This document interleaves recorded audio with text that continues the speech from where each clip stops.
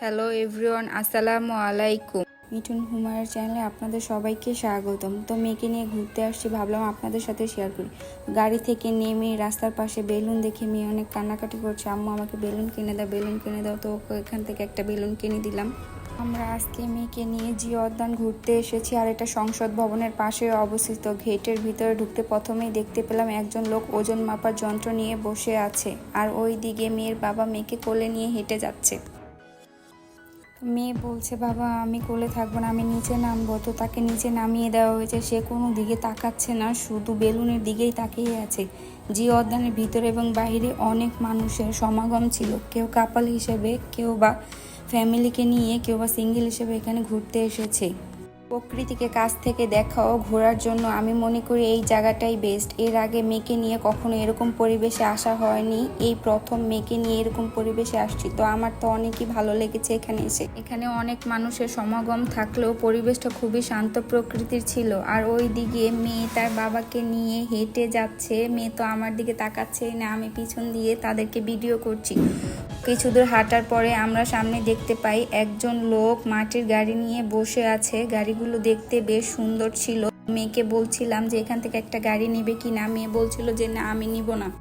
আসলে বেলুন পেয়ে সে অনেক খুশি। সে বলছে, তুমি আমাকে তো বেলুন কিনে দিয়েছো, তাহলে আমি গাড়ি নিব কেন। আমরা হাঁটতেছিলাম, হাঁটতে হাঁটতে আমরা মাঠের মাঝখানে চলে এসেছি। এখানে এসে তো আমি অনেক অবাক, কারণ এখানে অনেক মানুষ ছিল। ভাবতে পারিনি যে এখানে এত মানুষ হতে পারে। ওই দিকে আমার মেয়েরও মন খারাপ হয়ে গিয়েছে, তার শখের বেলুনটা ফুটে গিয়েছে। তাই বাবা তাকে আবার বোঝানোর চেষ্টা করছিল যে তোমাকে আরেকটা বেলুন কিনে দিব, তুমি কান্না করো না, মন খারাপ করো না, কিন্তু সে কিছুই বুঝতে রাজি ছিল না। আমরা এখন যেখানে দাঁড়িয়ে আছি তার পাশেই রয়েছে জিয়াউর রহমানের সমাধি। তো সমাধির আশেপাশে অনেক অনেক মানুষেরই ভিড় ছিল। জিয়া উদ্যানে এসেছি আর জিয়াউর রহমানের সমাধি দেখবো না তা তো হতে পারে না। তাই ওর বাবাকে বললাম যে চলো আমরা সমাধি দেখে আসি। ওই দিকে আমার মেয়ে একা একা মন খারাপ করে চলে যাচ্ছে, কিছুতেই সে মানতে রাজি না। তার বাবা তাকে বারবার বোঝানোর চেষ্টা করছে যে আম্মু তুমি মন খারাপ করো না, বাহিরে গিয়ে তোমাকে আরো বেলুন কিনে দেবো, কিন্তু সে বাবার কোনো কথাই শুনছে না। সে শুধু বলেই যাচ্ছে আমার বেলুন লাগবে, বেলুন লাগবে। বেলুনটা ফেটে গিয়েছে না, আমাকে বেলুন কিনে দাও। দেখুন সে কি বলছে। তোমার বেলুন ফেটে গিয়েছে, তোমাকে আরেকটা বেলুন কিনে দিব, আসো। আমরা এখন সমাধি দেখতে যাব। তো অনেকেই দেখতে পাচ্ছি যে সমাধি দেখে চলে আসছে, আবার অনেকেই সমাধি দেখতে যাচ্ছে। মেয়েকে নিয়ে এখন আমরা যাব সমাধি দেখতে। মেয়ে এখন একটু শান্ত হয়ে ভিতরে যাব। এর আগে অনেকবার এইখানে আসা হয়েছিল, কিন্তু এই জায়গাটা ঘুরে দেখা হয়নি। তো ভাবলাম এখন যখন এখানে এসেছি তাহলে এই জায়গাটা ঘুরে দেখব। তো ওর বাবাকে বলার পরে ওর বাবা প্রথমে রাজি হয়নি, তারপরে অনেক বোঝানোর পরে যে রাজি হয়েছিল। সে ভেবেছিল ভিতরটা হয়তো অন্ধকার হতে পারে, কিন্তু পরে আমরা গিয়ে দেখতে পেলাম যে বাহিরের মতোই আলো ভিতরে রয়েছে।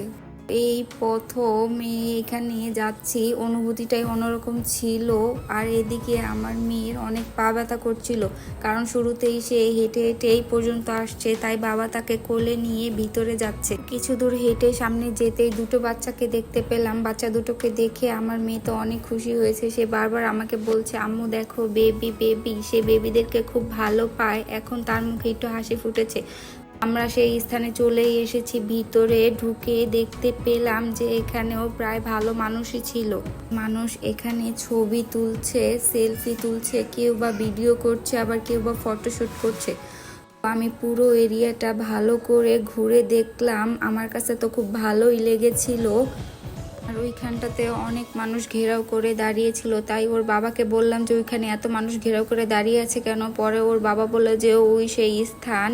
কাছে গেলাম, কাছ থেকে ভালো করে দেখলাম, আসলে এর অনুভূতিটাই অন্যরকম ছিল।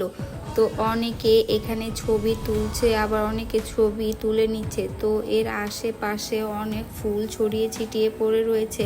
এখানে হয়তো কোনো প্রোগ্রাম হয়েছিল, আমি সঠিক বলতে পারবো না। মেয়েকে সাথে নিয়ে বাবা তাকে পুরো এরিয়াটা ঘুরে ভালো করে দেখাচ্ছে যে কোথায় কোন জিনিস আছে। আর এদিকে আমি একা একা ঘুরে ঘুরে দেখছি। তো ঘুরতে ঘুরতে দেখতে পেলাম যে এখানে দেয়ালে কিছু কিছু জায়গায় আরবিতে কিছু অক্ষর লেখা আছে। তো এই অক্ষরের অর্থ কি আমি সঠিক জানি না। আপনারা যদি জানেন অবশ্যই কমেন্ট করে জানাবেন যে এই আরবি হরফের অর্থ কী। আগেরবার যখন জিয়া উদ্যানে এসেছিলাম তখন এই স্থানটিতে আসা হয়নি, আবারও যখন জিয়া উদ্যানে আসলাম তাহলে এই স্থানটিতে কেন আসবো না। এই স্থানটিতে এসে তো আমার খুবই ভালো লেগেছে, আর আমাদের পুরো এরিয়াটা ভালো করে ঘুরে দেখা শেষ হয়েছে, আর ওদিকে সন্ধ্যাও হয়ে গিয়েছে। আমরা এখন সমাধিস্থল থেকে বাহিরে বের হয়ে যাচ্ছি। আমার মেয়েটাও এখন অনেক খুশি, সে হাসছে, খেলছে, বাবার সাথে অনেক দুষ্টামি করছে। আপনারা যদি এখানে আসেন তাহলে অবশ্যই একবার হলেও এই জায়গাটা ঘুরে দেখবেন। সন্ধ্যা হওয়াতে অনেকেই এখান থেকে বের হয়ে যাচ্ছি। বের হতে হতে মেয়ের বাবাকে বলছি যে আর হাঁটতে পারছি না, তুমি সারাদিন শুধু হাঁটিয়েই যাচ্ছ। সে বলল ঠিক আছে, তোমাদেরকে আর হাঁটাবো না, সামনেই মাঠ আছে, মাঠে গিয়ে চলো কিছুক্ষণ বসে। মেয়েকে নিয়ে তার বাবা সামনে আগে আগে হেঁটে যাচ্ছে আর আমি পিছনেই পড়ে রয়েছি। আমার সামনে একটা বাচ্চা অনেক দুষ্টামি করাতে আমি ভালোভাবে হাঁটতে পারছিলাম না। পরিশেষে আমরা মাঠের মধ্যে এসে পৌঁছালাম। মাঠের এইখানটাতে মানুষ কম থাকায় আমরা এইখানে এসে দাঁড়ালাম, আর এইখানের ঘাসগুলো অনেক সুন্দর থাকায় আমি কিছুক্ষণ গাছের উপর বসেছিলাম। কিছুক্ষণ বসে থাকার পর ওর বাবা বলল পাশেই ঝালমুড়ি বিক্রি করছে, ঝালমুড়ি খাবা নাকি, তাহলে আমি গিয়ে ঝালমুড়ি নিয়ে আসি। কিন্তু আমি বললাম যে না, আমি ঝালমুড়ি খাবো না, আমি এখানে একটু কিছুক্ষণ বসে থাকি। আর মেয়ে এখন শুরু করেছে, সে চিপস খাবে। কিছুক্ষণ আগে বায়না করছিল বেলুনের জন্য, এখন আবার চিপসের জন্য। আসলে বাচ্চা কাচ্চারা বড় হলে যা হয় আর কি। তা ওর বাবা আমাদেরকে মাঠের মাঝখানে বসিয়ে রেখে চিপস আনতে যাচ্ছে, আর আমরা দুজন এখানে বসে আছি।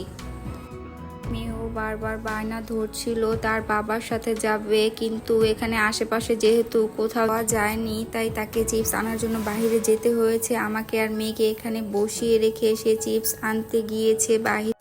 মেয়ে বারবার বলছিল বাবা এখনো কেন চিপস নিয়ে আসছে না। তো অনেকক্ষণ বসে থাকার পর অবশেষে তার বাবা চিপস নিয়ে আসছে তার জন্য। চিপস পেয়ে মেয়ে তো অনেক খুশি। ঠিক আছে, তুমি বড় হলে তোমাকে হেলিকপ্টার কিনে দিব। তুমি বড় হয়েছো, হেলিকপ্টার কিনে দাও। তোমার আরেকটু বড় হতে হবে। বড় হয়েছে, এখনই লাগবে। ঠিক আছে, বাসায় গিয়ে তোমাকে হেলিকপ্টার কিনে দিব। চারিদিকে অন্ধকার হওয়াতে আমরা বাহিরে চলে আসছি। তো আমরা যেই গেট দিয়ে বাহিরে আসছি তার নিচেই একটা লেক ছিল। লেকটা মোটামুটি ভালোই ছিল। অনেকে আবার দেখছিলাম যে এখানে গোসল করছে, অনেকে বা লেকের পাশে বসেছিল।